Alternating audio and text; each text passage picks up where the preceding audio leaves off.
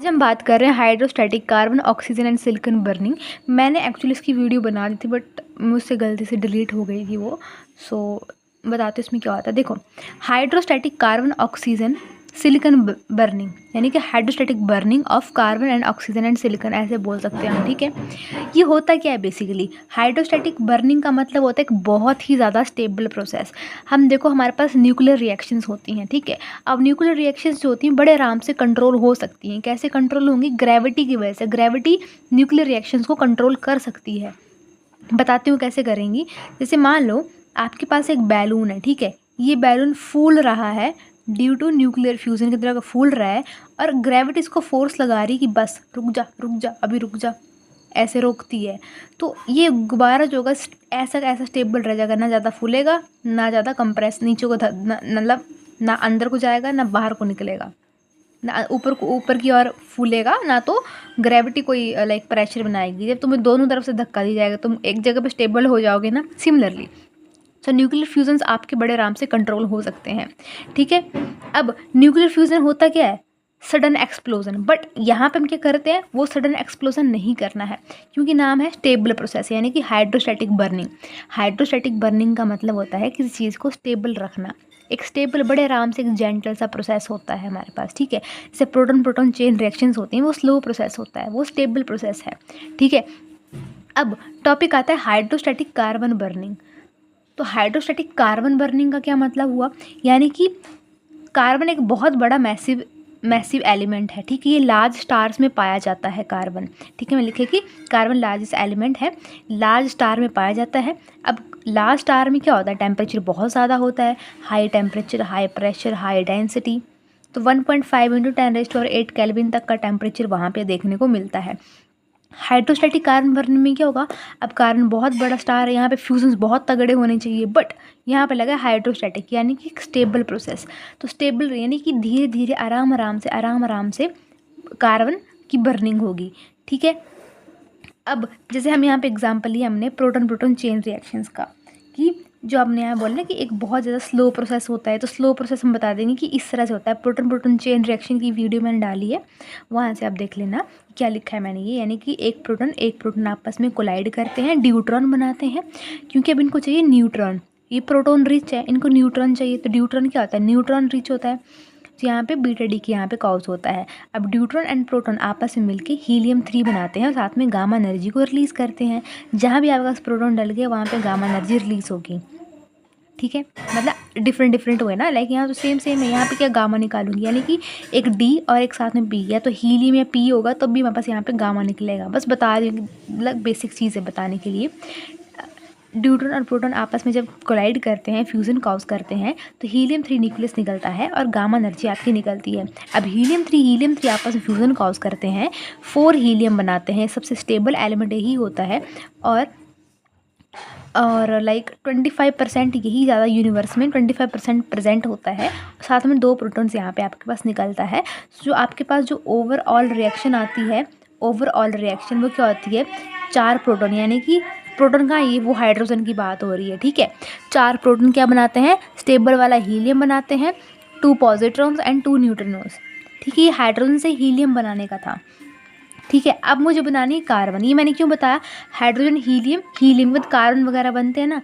तो अब कार्बन की बात पे आते हैं। कार्बन कैसे बनेगी? यहाँ पे आपके पास कार्बन बनेगी आपकी 12 कार्बन और 12 कार्बन आपस में फ्यूज़ होते हैं, वो Mg बनाते हैं और गामा को रिलीज़ करते हैं। Similarly again 12 carbon an proton निकालते हैं। सिमिलरली निकल एंड अल्फा ये निकालते हैं। ठीक है, तो this is all about your carbon burning. Carbon burning में तुम ये भी लिख सकते हो कि यानी कि आपके पास बहुत मैसिव स्टार्स होते हैं, उनमें कार्बन बर्निंग का प्रोसीजर लगता है। अब जैसे CNO साइकिल पढ़ा है आपने, आप इसमें CNO साइकिल के बारे में लिख सकते हैं कि CNO साइकिल क्या होता है। यहाँ पे कार्बन बेसिकली कैटलिस्ट की तरह काम करती है, जो कि रिएक्शन को स्पीड अप करवाती है। बट यहाँ पे जब आ गया है नाम हाइड्रोस्टैटिक, तो हाइड्रोस्टैटिक यानी कि बड़े आराम से फ्यूज़न होगा। एक्सप्लोजन डायरेक्ट नहीं होगा, आराम से फ्यूज़न होगा। ठीक है, डायरेक्ट एक्सप्लोजन नहीं होगा, सडन एक्सप्लोजन बिल्कुल नहीं होगा। ये मैंने क्या लिखा है? ये मैंने लिखा है कि जो प्रोटॉन प्रोटॉन चेन रिएक्शंस होती हैं वो सन में होती हैं। सन में, सूरज में, आज हमारा सूरज है वो 4.6 बिलियन ईयर्स का है। 6 बिलियन ईयर अभी उसको बचे हैं मेन सीक्वेंस स्टार के अंदर। उसके बाद वो रेड जाइंट में शिफ्ट होगा, जहाँ पे अपना वो कार्बन कार्बन वाला खेल खेलेगा। ठीक है, ये स्मॉल मास स्टार के लिए, यानी कि प्रोटॉन प्रोटॉन चेन रिएक्शन के लिए लिखा हुआ था मैंने यहाँ पे ये। ठीक है, यानी कि मेन सीक्वेंस स्टार क्या होता है, मेन सीक्वेंस यानी कि यंग स्टार्स। हमारा सन जो है वो यंग स्टार है। अब किसी को पता ना चले मेन सीक्वेंस यंग क्या बोल रही है, इसके कहने का मतलब है सबसे पहले आपके पास धूल मिट्टी होती है, उसको हम बोलते हैं नेबुले, ओरियन नेबुले। उसके बाद हम बोलते हैं प्रोटोस्टार।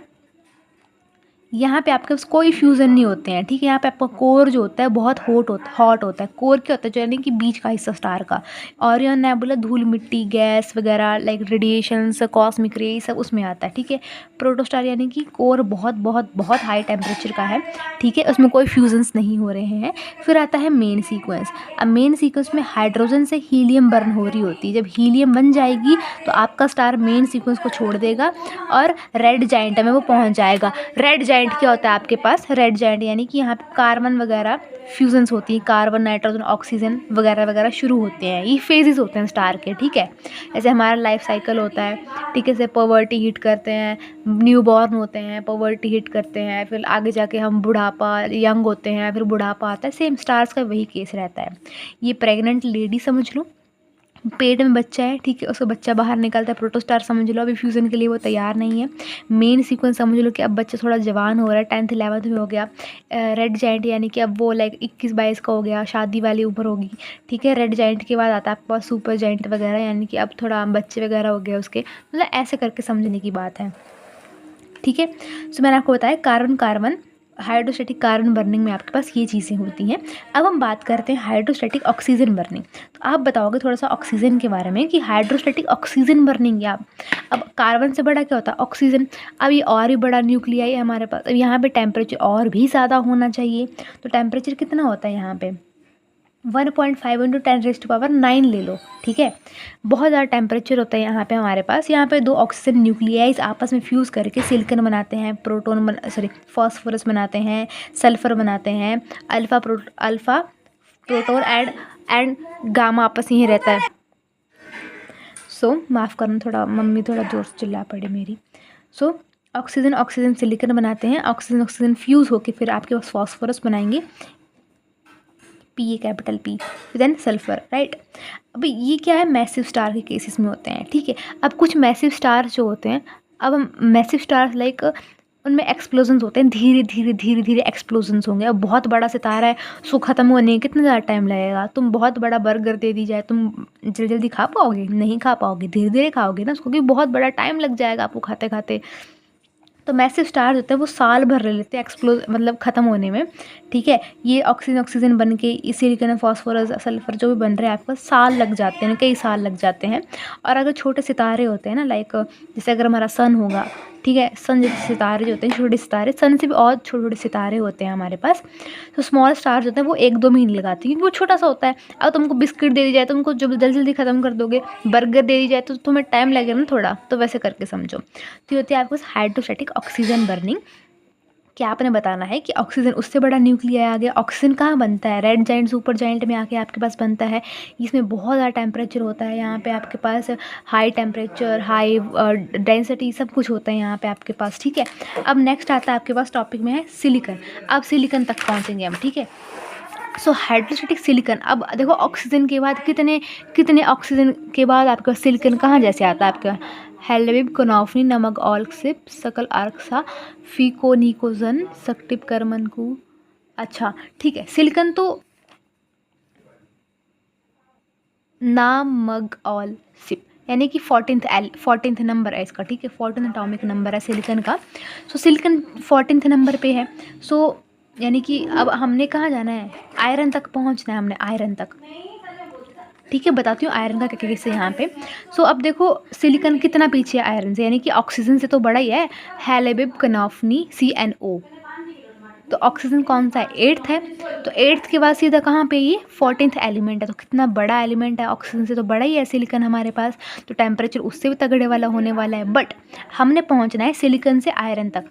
अब आयरन तक तुमने पहुँचना है तो कुछ ज़्यादा नंबर है ने, ठीक है, आयरन तक पहुंचना है आपके। तो अब कितना ज़्यादा कॉम्प्लेक्स आ गया, यानी कि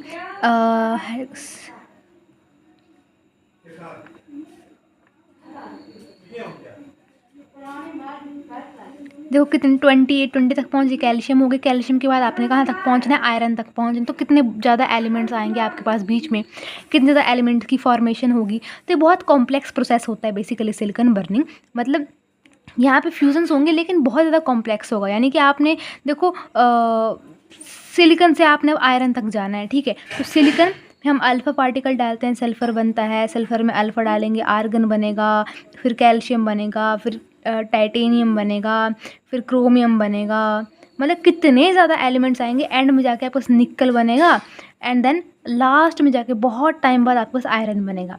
अब देखो सिलिकॉन जो है ऑक्सीजन से लंबा बड़ा एलिमेंट है, ठीक है। ऑक्सीजन को अगर साल भर लगते हैं या तो इसको बेसिकली सिलिकॉन जो है ये उससे बड़ा एलिमेंट है। तो यहाँ पे बहुत ज़्यादा तगड़े वाले फ्यूज़न होंगे और ये 1-2 दिन में ही ख़त्म हो जाते हैं फ्यूज़न, यानी कि आपके पास अब आयरन बन जाते हैं। सबसे स्टेबल प्रोसेस होता है, ठीक है। अब आयरन जब आपका फॉर्म हो जाता है ना, तो होता क्या है, अब आयरन सबसे स्टेबल क्यों माना जाता है, क्योंकि आयरन जो होता है ना बच्चों, उसकी बाइंडिंग एनर्जी बहुत ज़्यादा होती है, ठीक है। बाइंडिंग एनर्जी यानी कि प्रोटॉन न्यूट्रॉन उसके अंदर ऐसे बिल्कुल ही दबा के घुटन, मतलब उनको भी घुटन होती है प्रोटॉन न्यूट्रॉन को, प्रोटॉन न्यूट्रॉन उसके अंदर बाइंड होते हैं बेसिकली, वो अब निकल नहीं सकते। अब जब आयरन बन जाता है तो अब आयरन क्या करेगा, अब फ्यूजन्स प्रोड्यूस नहीं करेगा, फ्यूजन्स प्रोड्यूस नहीं करेगा। अब ये क्या करेगा, ये करेगा कंज्यूम, एनर्जी को कंज्यूम करेगा या तो एनर्जी को एब्जॉर्व करेगा। अब जब आपके पास आयरन बन जाता है, सो आयरन के बाद क्या होता है, जितनी भी हमारे पास ये फ्यूजन्स करके जितनी भी एनर्जी निकली, यानी यहाँ पे जो जितनी भी एनर्जीज निकल रही हैं, ये देखो प्रोटॉन, ये सब, ये जो भी कुछ भी हमारे पास, ये देखो कितने रेस एनर्जी सब कुछ निकल रहा है, जो भी वटएवर, ये सब अब क्या करते हैं, एब्जॉर्व होंगे और कंज्यूम होंगे। एनर्जी क्या मतलब है, एनर्जी का मतलब है न्यूट्रिनो। जो आपके पास बच्चों न्यूट्रिनोज होते हैं ना, न्यूट्रिनोज जो निकलते हैं, न्यूट्रिनोज का काम होता है एनर्जी को अपने पीठ पे लाद के भाग जाना।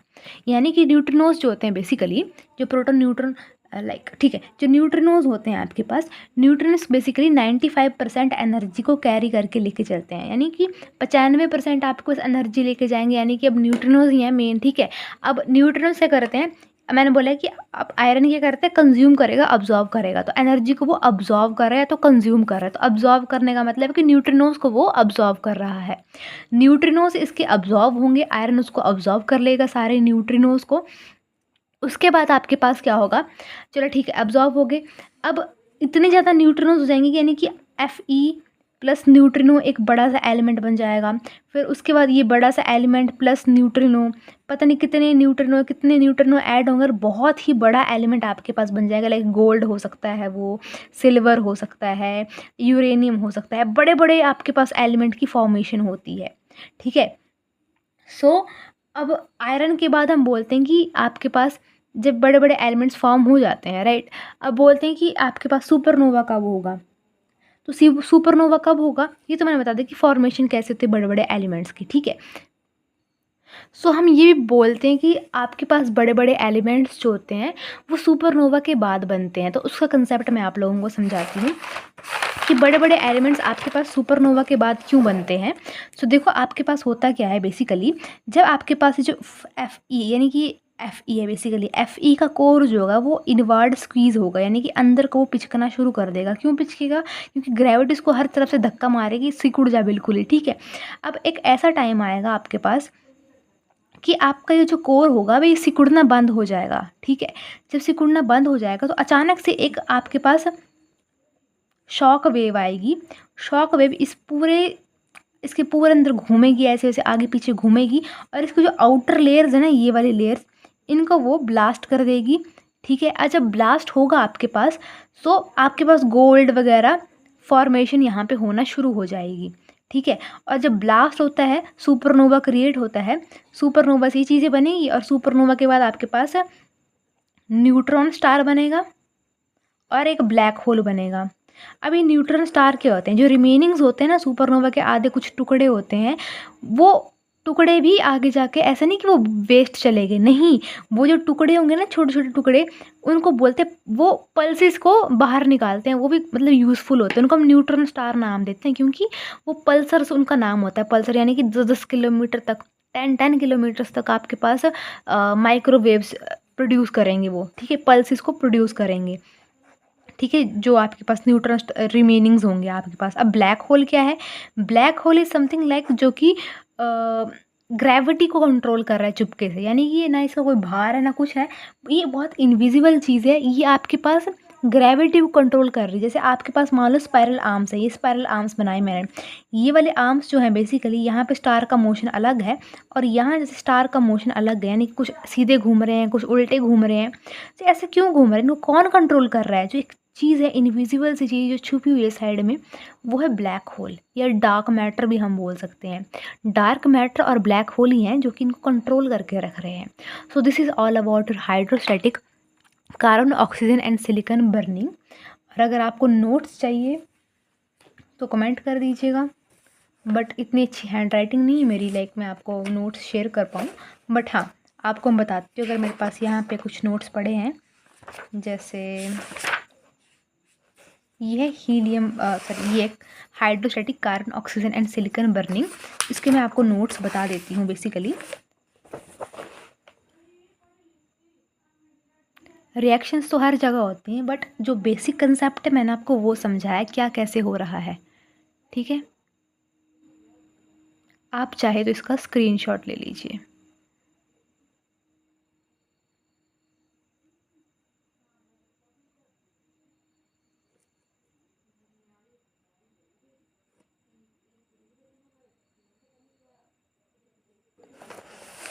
और ये लास्ट स्टेप है,